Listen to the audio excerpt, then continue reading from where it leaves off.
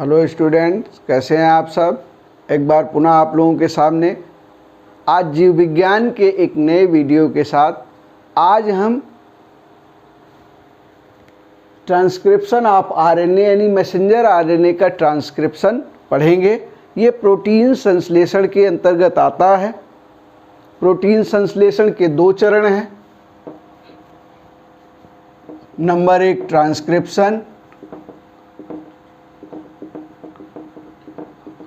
Number दूसरा translation. Translation को हम किसी अन्य वीडियो में पढ़ेंगे। आज हम लोग ट्रांसक्रिप्शन के विषय में पढ़ेंगे। ये सेंट्रल डोग्मा का बीच का चरण है। सेंट्रल डोग्मा का बीच का चरण है। इसके विषय में हम लोग आज पढ़ेंगे। इससे पहले बता दें, आपने चैनल को सब्सक्राइब नहीं किया है तो सब्सक्राइब कर लीजिए और बेल आइकन को दबा दीजिए। और ये बहुत ही कठिन टॉपिक है, तो वीडियो के अंत तक बने रहिए जिससे आपकी पूरी समझ में आ जाए। ट्रांसक्रिप्शन ऑफ आरएनए, देखिए ये ट्रांसक्रिप्शन ऑफ आरएनए यानी कहते किसे हैं पहले जान लीजिए। डीएनए से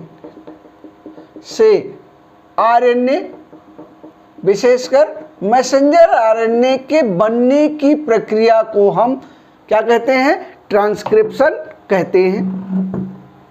ठीक है।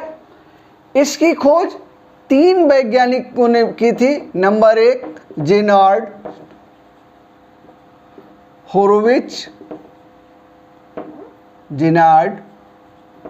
होरोविज, दूसरे वैज्ञानिक थे सैमुअल बीस, तीसरे वैज्ञानिक थे ऑड्री स्टीवेंस। 3 वैज्ञानिकों ने ट्रांसक्रिप्शन की खोज की थी। ठीक है।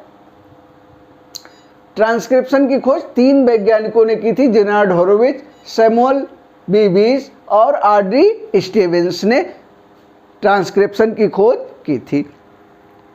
ये हो गया। देखिए ट्रांसक्रिप्शन की प्रक्रिया हम जानते हैं कि प्रोकैरियोट्स में न्यूक्लियस नहीं पाया जाता है। प्रोकैरियोटिक सेल्स में न्यूक्लियस नहीं पाया जाता है। तो जो ट्रांसक्रिप्शन की प्रक्रिया है वो प्रोकैरियोट्स में डायरेक्ट साइटोप्लाज्म में होती है। ठीक है। ऐसे ही साइटोप्लाज्म में होती है। यहीं से फिर डायरेक्ट आरएनए से प्रोटीन का निर्माण हो जाता है, यानी इसमें प्रोसेसिंग नहीं होती। देख लीजिएगा अंतर दोनों में बता रहे हैं। प्रोकैरियोट्स में आरएनए का कोई भी मॉडिफिकेशन नहीं होता, जैसे बना वैसे ही प्रोटीन का संश्लेषण हो गया। लेकिन यूकैरियोट्स के केस में जो मैसेंजर आरएनए का निर्माण है वो पहले कहाँ होता है? न्यूक्लियस के अंदर होता है। ठीक है। न्यूक्लियस के अंदर होता है। यहीं से जो मैसेंजर आरएनए है उसका मॉडिफिकेशन होता है। ठीक है। और मॉडिफिकेशन होता है, प्रोसेसिंग होती है, जिस प्रक्रिया को क्या कहते हैं? प्रोसेसिंग कहते हैं। पिछली वीडियो में हम मैसेंजर आरएनए बताते समय आपको उसकी प्रोसेसिंग बताए थे। वहां उस वीडियो में जाकर के देख सकते हैं। यहाँ भी थोड़ा सा बता देंगे, लेकिन इतना जान लीजिए कि यहाँ पर मैसेंजर आरएनए की प्रोसेसिंग होती है और इस प्रोसेसिंग के बाद जो मॉडिफाइड आरएनए बनता है, मॉडिफाइड मैसेंजर आरएनए बनता है, उसी आरएनए से प्रोटीन का निर्माण होता है। ठीक है। प्रोटीन का संश्लेषण होता है। तो ये प्रक्रिया आज हम स्पेशली दोनों के विषय में जानेंगे, दोनों को साथ लेकर के जानेंगे। लेकिन हम सबसे पहले प्रोकैरियोटिक ट्रांसक्रिप्शन के विषय में जान लेते हैं। उसी से लास्ट में हम यूकैरियोटिक ट्रांसक्रिप्शन को भी जोड़ देंगे। ठीक है। अब देखिए जो यूकैरियोट्स हैं, यूकैरियोट्स का थोड़ा सा हम पीछे चले जाते हैं और वहाँ का हम आरएनए देख लेते हैं, मैसेंजर आरएनए। सपोज दैट ये मैसेंजर आरएनए है, यहां पर ये क्या है, एक्सॉन है, ये इंट्रॉन्स है, ये फिर एक्सॉन और ये इंट्रॉन और फिर ये एक्सॉन। यानी जो एक्सॉन्स हैं वो क्या हैं, डीएनए के कोडिंग सेगमेंट हैं। डीएनए का ये क्या है, कोडिंग सेगमेंट है। और जो इंट्रॉन्स हैं ये क्या है, नॉन कोडिंग सेगमेंट है। ठीक है, ये फिर कोडिंग हो गया, कोडिंग सेगमेंट, और ये non coding segment.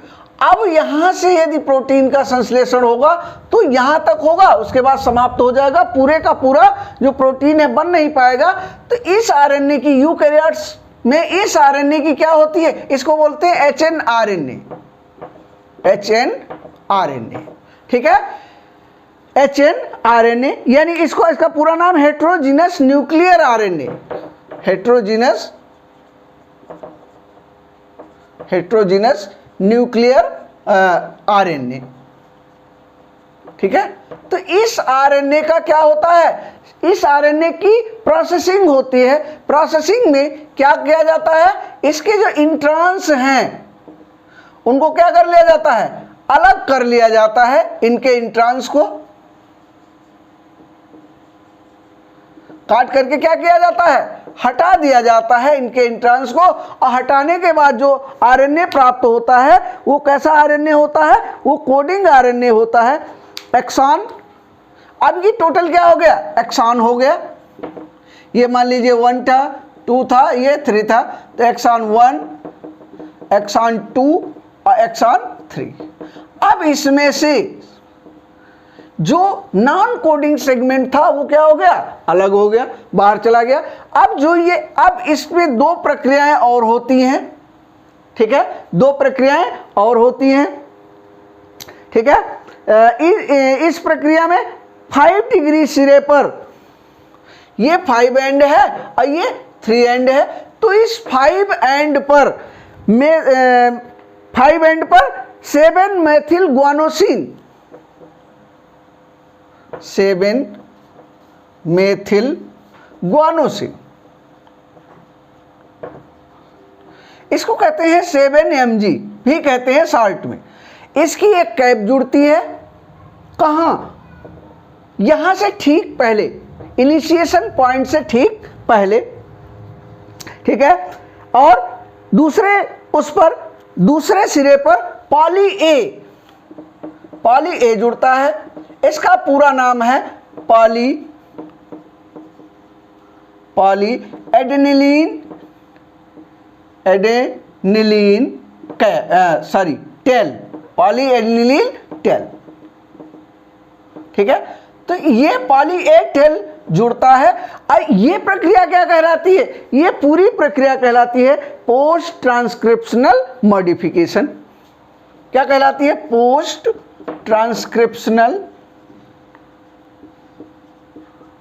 Transcriptional modification.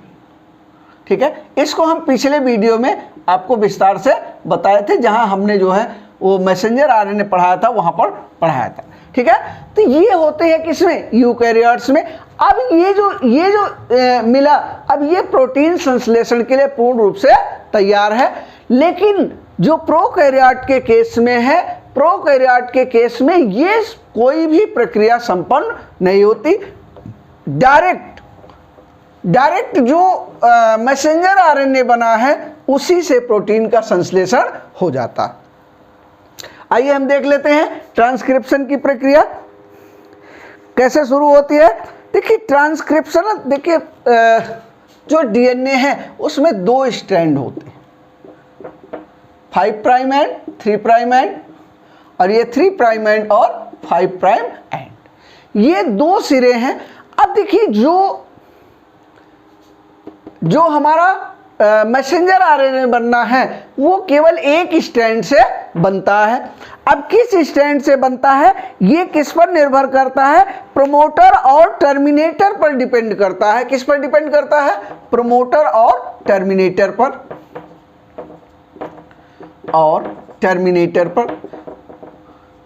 कि किस स्टैंड पर प्रोमोटर या टर्मिनेटर विद्यमान है। ठीक है, माना यह जाता है, बहुत सी जगह यह माना जाता है कि नहीं, ये 3 प्राइम से 5 प्राइम की ओर, 3 प्राइम से 5 प्राइम की ओर जो मैसेंजर आरएनए की सिंथेसिस है वो होती है। मैसेंजर आरएनए का ट्रांसक्रिप्शन होता है किस पर, 3 प्राइम से 5 प्राइम एंड तक। बात समझ आई? और ये किस पर डिपेंड करता है, प्रोमोटर और टर्मिनेटर पर डिपेंड करता है। ठीक है, देखिए आरएनए चेन में जो ग्रोथ है, ठीक है, जो ग्रोथ है वो ये 5 प्राइम से 3 प्राइम एंड तक होता। जो आरएनए चेन की ग्रोथ है वो 5 प्राइम टू 3 प्राइम एंड।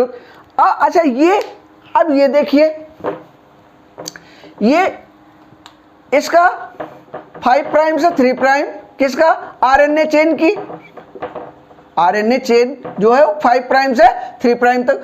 अब यदि ये 5 प्राइम से होगा तो ये कैसा हो जाएगा, उल्टा हो जाएगा, 3 प्राइम से 5 प्राइम हो जाएगा।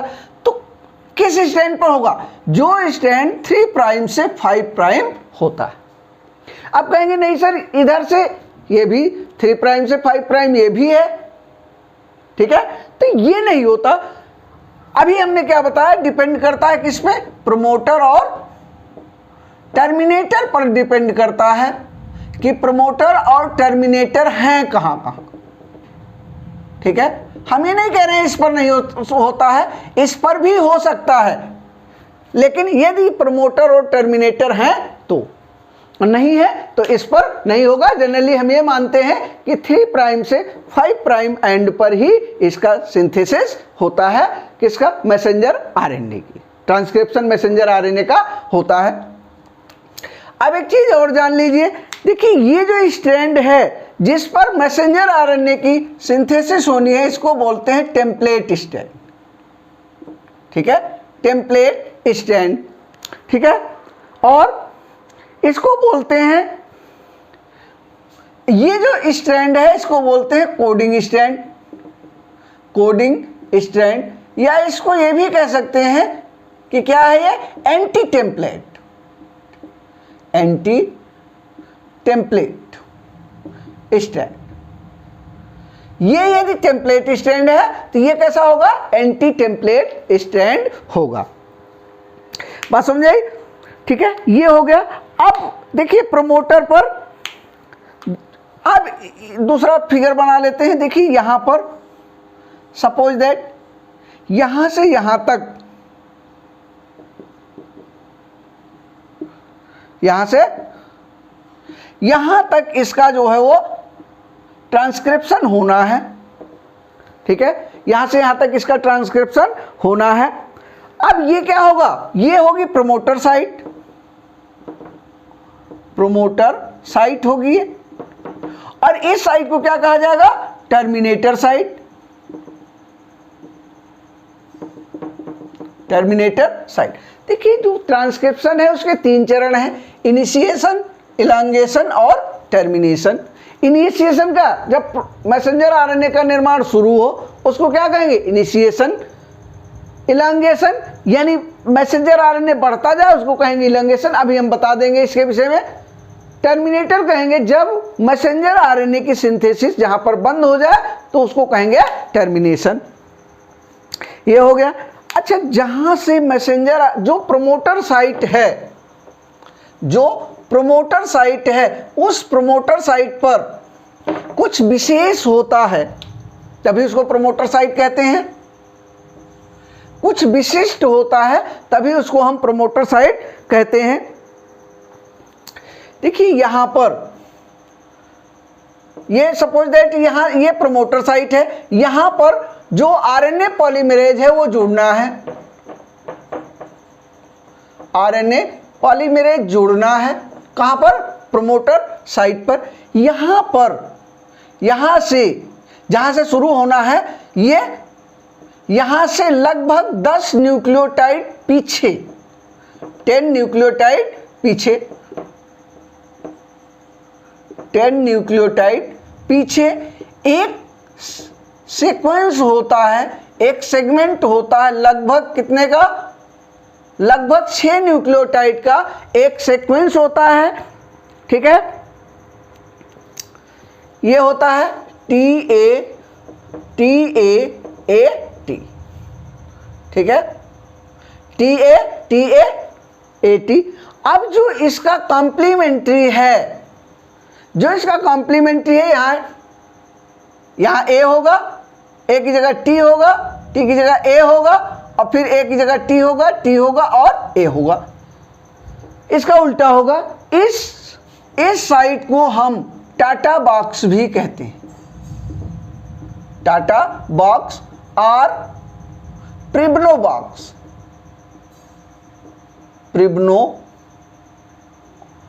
प्रिब्नो बॉक्स भी कहते हैं। ठीक है, ये किसके नाम पर रखा गया है प्रिब्नो बॉक्स? एक वैज्ञानिक हुए डेविड प्रिब्नो, उन्हीं के नाम पर, इसका जो नाम है उन्होंने खोजा, इन्हीं के नाम पर क्या रख दिया गया, ये रख दिया गया टाटा बॉक्स। ठीक है, इसके फिर कुछ न्यूक्लियोटाइड पीछे, लगभग 35 न्यूक्लियोटाइड पीछे, यहां पर एक सीक्वेंस और होता है, लगभग कितने का, 6 न्यूक्लियोटाइड का एक सीक्वेंस होता है, जो इस तरह होता है TTGACA, इस तरह का कुछ जो है वो सीक्वेंस होता है। यहीं पर पूरे इसी साइट पर, ठीक है, इसी साइट पर जो RNA पॉलीमरेज है वो आकर के बैठता है, और यहीं से, इसी को क्या कहते हैं, इसी को कहते हैं प्रमोटर साइट। यह है RNA पॉलीमरेज हो गया, और यहां पर इसी साइट को क्या कहते हैं, प्रमोटर साइट कहते हैं, प्रमोटर साइट कहते हैं। ठीक है, यहां पर जो RNA पॉलीमरेज है वो आकर के बैठता है। देखिए RNA पॉलीमरेज जो है वो 3 प्रकार के होते हैं। पहले प्रकार जान लीजिए, RNA polymerase first, RNA polymerase second और RNA पॉलीमरेज थर्ड। ठीक है, RNA polymerase first, RNA polymerase second और RNA पॉलीमरेज थर्ड। जो RNA पॉलीमरेज है ये राइबोसोमल RNA का ट्रांसक्रिप्शन करता है। जो RNA पॉलीमरेज सेकेंड है ये मैसेंजर RNA का सिंथेसिस करता है, ट्रांसक्रिप्शन करता है, और जो RNA पॉलीमरेज थर्ड है ये ट्रांसफर RNA को बनाता है। ठीक है, किसमें, यूकैरियोट्स में, किसमें, ध्यान रखिएगा, यूकैरियोट्स में ट्रांसक्रिप्शन के लिए 3 प्रकार के RNA पाए जाते हैं, RNA पॉलीमरेज फर्स्ट, सेकेंड और थर्ड, जो राइबोसोमल RNA, मैसेंजर RNA और ट्रांसफर RNA का सिंथेसिस करते हैं। लेकिन प्रोकैरियोट की हम बात कर रहे हैं, तो प्रोकैरियोट में केवल एक ही RNA पॉलीमरेज पाया जाता है जो तीनों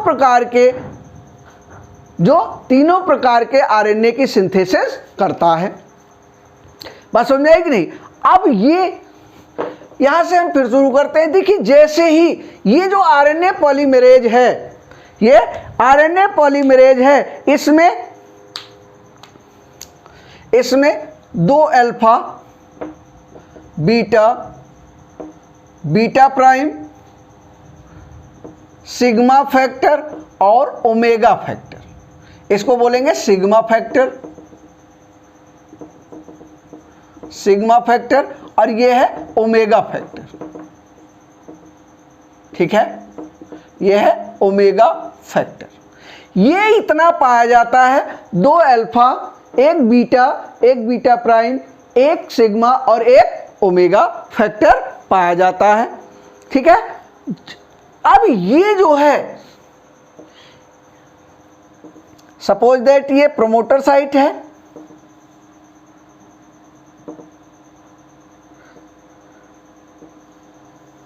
ये प्रमोटर साइट है, यहां पर ये प्रमोटर साइट पर आकर के जुड़ा। अब इसमें क्या है, इसमें दो अल्फा हैं, एक बीटा है, एक बीटा प्राइम है और एक क्या है, ओमेगा फैक्टर है। जबकि ये क्या है, ये सिग्मा फैक्टर है। ठीक है, ये क्या है, एक सिग्मा फैक्टर है। अब ये सिग्मा फैक्टर का कार्य क्या है कि ये प्रोमोटर साइट को पहचानता है। क्या करता है, प्रोमोटर साइट को पहचानता है। सिग्मा फैक्टर का काम क्या है, प्रमोटर साइट को पहचानना है। और जैसे ही ट्रांसक्रिप्शन शुरू होता है, ये सिग्मा फैक्टर यहां से रिलीज हो जाता है। इस पूरे एंजाइम को हम क्या कहते हैं, होलो एंजाइम। क्या कहते हैं, होलो एंजाइम। ठीक है, इस होलो एंजाइम में दो अल्फा, एक बीटा प्राइम, एक सिग्मा और एक ओमेगा फैक्टर होते हैं। लेकिन जो ओमेगा फैक्टर निकल जाता है, सिग्मा फैक्टर निकल जाता है, इसमें से सिग्मा फैक्टर जब रिलीज हो जाता है तो इसको बोलते हैं कोर एंजाइम। क्या बोलते हैं, कोर एंजाइम। ठीक है, इस होलो एंजाइम से जब सिग्मा फैक्टर रिलीज हो जाता है तो उसको बोलते हैं कोर एंजाइम। ठीक है, अब ये यहां से इसका इनिशिएशन शुरू हो जाता है। कहां से, प्रमोटर साइट से। आरएनए पॉलीमरेज जैसे ही बाइंड करता है, किसको, इसको बाइंड करता है। अब बाइंड करने के बाद क्या करता है कि ये जो हाइड्रोजन बॉन्डिंग है इसको क्या कर देता है, ब्रेक कर देता है। ठीक है, इसको क्या किया, इसने ब्रेक कर दिया। अब ब्रेक करने के बाद एक इस तरह से लूप बन जाता है, एक लूप बन जाता है जिसको हम क्या कहते हैं, ट्रांसक्रिप्शनल बबल कहते हैं। ट्रांसक्रिप्शनल बबल कहते हैं। ठीक है, अब यहां पर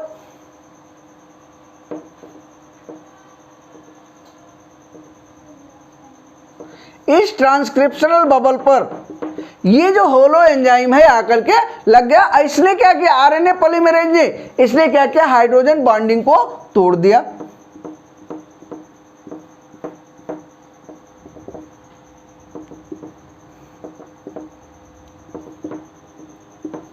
हाइड्रोजन बॉन्डिंग को क्या कर देता है, तोड़ देता है। अब हाइड्रोजन बॉन्डिंग को तोड़ने के बाद सपोज दैट यहां पर क्या है, यहां पर इस तरह से ये न्यूक्लियोटाइड है। मान लीजिए ये टी है, ये टी है, ए है, ठीक है, जी है। इस तरह से ये क्या है, ये सीक्वेंस है। अब इसी के अकॉर्डिंग बेस आकर के जुड़ने लगते हैं यहां पर। ठीक है, और लगभग 9 से 10 न्यूक्लियोटाइड चलने के बाद, जैसे ही 9 से 10 न्यूक्लियोटाइड यहां बने, ठीक है, और ये क्या हुआ, ये थोड़ा बढ़ना शुरू हुआ, तुरंत ही क्या करता है, ये जो सिग्मा फैक्टर है ये तुरंत रिलीज हो जाता है। क्या होता है, सिग्मा फैक्टर ये तुरंत रिलीज हो जाता है। ठीक है, ये सिग्मा फैक्टर तुरंत रिलीज हो गया। अब ये प्रक्रिया पूरी क्या कहलाती है, ये प्रक्रिया पूरी कहलाती है इनिशिएशन। अब यहीं से इनिशिएशन की प्रक्रिया समाप्त हो जाती है। अब बढ़ता कैसे है, जैसे ही ये जो सिग्मा फैक्टर है ये रिलीज हुआ तो थोड़ा सा क्या होता है, इसका जो आरएनए पॉलीमरेज है इसका वेट लॉस होता है। क्या होता है, वेट लॉस होता है। और वेट लॉस होने के कारण, ठीक है, इसका स्ट्रक्चर चेंज हो जाता है। ठीक है, इसका स्ट्रक्चर क्या हो गया, अब जो दो अल्फा, एक बीटा प्राइम, एक ओमेगा और एक सिग्मा यहां से निकल गया तो क्या हो गया, वेट लॉस हो गया। वेट लॉस हो गया तो क्या हो गया, अब वेट लॉस होने के बाद ये इसका स्ट्रक्चर चेंज हो गया, और स्ट्रक्चर चेंज होने के बाद ये हल्का हो गया, हल्का होने के बाद इसमें एक झटका सा लगता है, और झटका लगने के बाद ये क्या होता है, आगे बढ़ता चला जाता है। इस प्रक्रिया को हम क्या कहते हैं, इलांगेशन कहते हैं। बात समझ में आई? इसके आगे बढ़ने की प्रक्रिया को हम इलांगेशन कहते हैं। अब सिंथेसिस करते करते ये लंबी होती चली जाती है और ये इस पर स्टेप बाय स्टेप आगे बढ़ता हुआ चला जाता है। अब तीसरी फेज आती है टर्मिनेशन फेज, जहां पर ट्रांसक्रिप्शन जो है वो, ट्रांसक्रिप्शन को जो है वो बंद होना है, ट्रांसक्रिप्शन समाप्त होना है। ठीक है, देखिए हम जानते हैं कि डीएनए में तीन प्रकार के बंध बनते हैं। ए से जी में बनता है, सॉरी ए से टी में, जी से सी में, और जो राइबोसोमल आरएनए में है वो ए से यू में बनता है। देखिए ये जो दोनों बॉन्ड हैं ये कैसे हैं, स्ट्रांग बॉन्ड है, और ये जो बनाता है ये बनाता है वीक बॉन्ड। इसको पहले से समझ लीजिए। ठीक है, ये बनाता है वीक बॉन्ड, और ये जो बॉन्ड बनते हैं ये कैसे होते हैं, स्ट्रांग बॉन्ड होते हैं। स्ट्रांग बॉन्ड होने के कारण ये होता है स्टेबल, और ये वीक बॉन्ड होने के कारण होता है अनस्टेबल। ठीक है, अब जो ट्रांसक्रिप्शन है वो दो प्रकार से उसका टर्मिनेशन होता है। एक होता है रो डिपेंडेंट,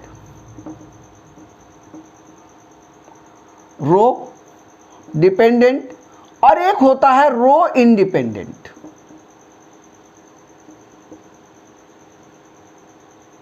एक होता है रो डिपेंडेंट और दूसरा होता है रो इंडिपेंडेंट।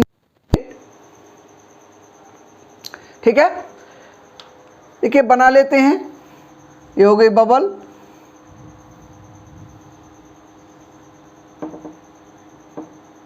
इतना जाने रहिए। ये रो क्या है, एक प्रोटीन है, इतना जाने रहिए केवल बस। ठीक है, यहां ये आया, ठीक, यहां ये आके बैठा हुआ है, यहां इस तरह से ट्रांसक्रिप्शन हो रहा है। बात समझ आई? ये आगे बढ़ता हुआ चला जा रहा है इस तरह से। ये अब होता क्या है कि जो रो इंडिपेंडेंट है, जो रो इंडिपेंडेंट है, उस प्रकार के ट्रांसक्रिप्शन में यहां क्या होता है, एक ये स्थिति आ जाती है कि यहां पर कुछ इस तरह से बेस का निर्माण होता है कि ये क्या होते हैं, कॉम्प्लीमेंट्री बेस हो जाते हैं। ठीक है, टर्मिनेशन पॉइंट पर पहुंचते पहुंचते,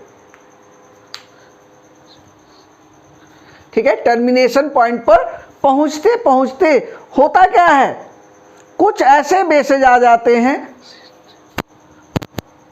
इसको पहले देख लेते हैं। देखिए एक और चीज जान लीजिए, ये जहां पर टर्मिनेशन का अंत होना होता है वहां पर कुछ बेसेज ऐसे होते हैं, ये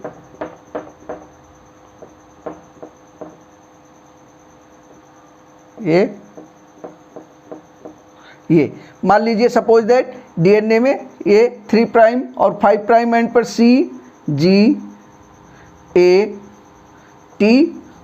अब यहाँ पर ये ए, ठीक है, यहाँ पर ए सी रख लीजिए, सी, और यहाँ पर सी से जी टी, और ये जी टी सी और जी। ठीक है, ये इतना, यहाँ पर एक्स एक्स एक्स, यहाँ पर कोई भी न्यूक्लियोटाइड हो सकता है। ये इम्पॉर्टेंट है क्योंकि देखिए ये सी, अब ये कोई भी न्यूक्लियोटाइड हो सकता है, इसको हम कुछ भी मान सकते हैं, लेकिन इसको यहाँ इतना ही मानिए। अब यहाँ ये कैसे, इस C का कॉम्प्लीमेंट्री G, इस A का कॉम्प्लीमेंट्री T, इस G का कॉम्प्लीमेंट्री C और इस C का कॉम्प्लीमेंट्री G। यदि इस तरह है तो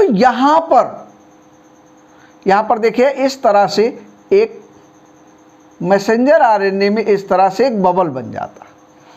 अब इस C के कॉम्प्लीमेंट्री, यदि यहाँ C है तो इसके कॉम्प्लीमेंट्री यहाँ G बनेगा, ठीक है। यदि यहाँ A है, ठीक है, तो A के कॉम्प्लीमेंट्री क्या बनेगा, A है, C है, ये G है और ये C है, तो ये इसके कॉम्प्लीमेंट्री A कॉम्प्लीमेंट्री क्या बनेगा, U बनेगा, G के कॉम्प्लीमेंट्री C बनेगा और C के कॉम्प्लीमेंट्री क्या बनेगा, G बनेगा, ठीक है। अब ये हो गया। अब जब ये यहां तक पहुंचता है, ये बेसेज इधर आते हैं, तो ये एक लूप का फॉर्मेशन कर लेते हैं इस तरह से। अब ये यहां से C A G और C, अब इसका C का कॉम्प्लीमेंट्री क्या है, C का कॉम्प्लीमेंट्री G यहां से आ गया, G का कॉम्प्लीमेंट्री क्या है, G का कॉम्प्लीमेंट्री C का कॉम्प्लीमेंट्री G, A का कॉम्प्लीमेंट्री इसमें U बनेगा, फिर इसमें G का कॉम्प्लीमेंट्री C और A का कॉम्प्लीमेंट्री E, C का कॉम्प्लीमेंट्री G, ठीक है। ये बन जाता है। जैसे ही ये लूप बनता है तो ये एक लूपिंग स्ट्रक्चर बन जाता है। अब यहाँ पर जो रो इंडिपेंडेंट है, यहाँ पर कुछ ऐसे क्षारक आ जाते हैं, जैसे डायरेक्ट A आ गया, ठीक है। तो इसमें क्या होता है, U और U आता है, बात समझे।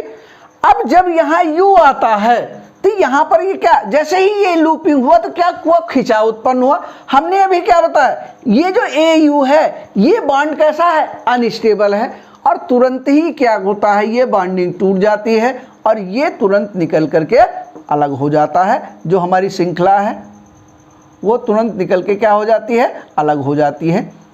अब ये क्या हो गया,